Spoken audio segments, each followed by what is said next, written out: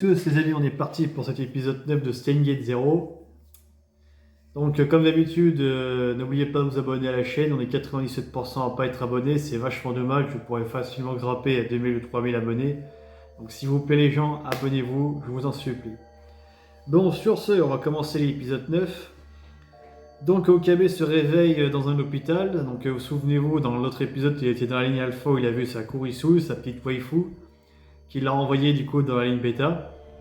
Et donc là, Okabe se réveille, donc premier réflexe, forcément, comme à chaque fois qu'il sort d'une autre ligne, il voit si Mayuri va bien et tout ça, donc on voit que Mayuri est bien vivante avec toutes ses copines, donc il se dit c'est bon, je suis dans ma ligne, etc. Et on voit également que Fubuki est à l'hôpital. Mais chose plus surprenante encore, c'est que Fubuki a les mêmes souvenirs que Okabe sur ce qui vient de se passer. Alors, quand je dis sur ce qui vient de se passer, je ne parle pas avec Kurisu.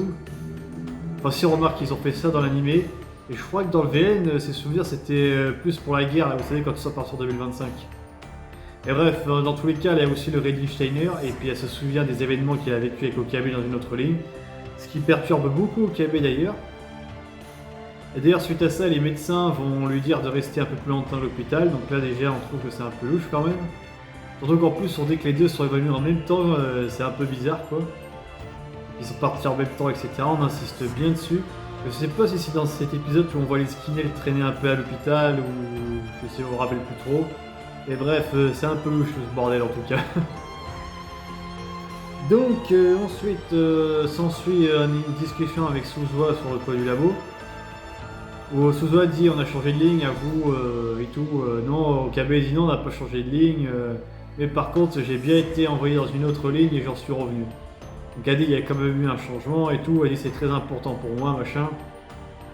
Elle commence à menacer Okabe, lui dire bon j'étais débile d'attendre, les tremblements de terre en Russie commencent. Donc c'est soi-disant des essais nucléaires, mais bon en fait c'est la course à la machine à voyager dans le temps en fait. Et du coup Suzuha, sous la pression, sort son flingue et elle dit Okabe allez je te ramène avec moi en juillet, on va re-sauver Kurisuwa qui sait. On n'a pas le temps à perdre, la machine a bientôt plus de carburant, faut y aller quoi. Donc Okabe forcément refuse, il dit la ligne sera peut-être pire, etc. Machin, ça se trouve les routes pour Steins Gate sont déjà fermées. À un moment elle lui tire même dessus, ça lui érafle la joue. Okabe est un peu surpris, Suzuha avec, on sent même qu'elle pleure au bout d'un moment.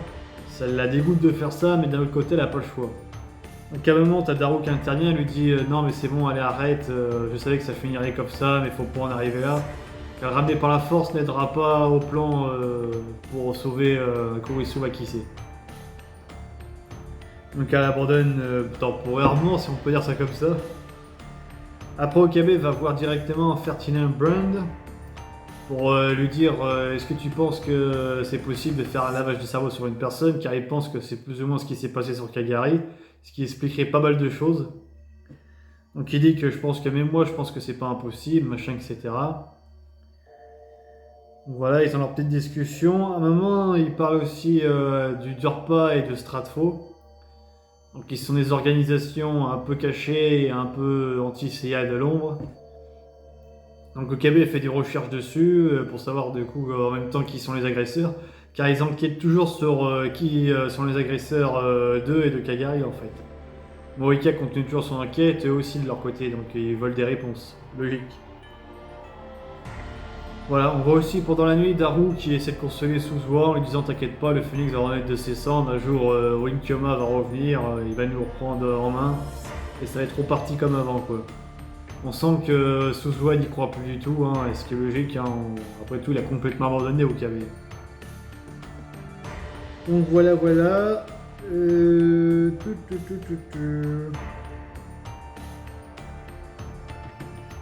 Ouais, et puis c'est grosso modo tout ce qui se passe dans cet épisode en vrai.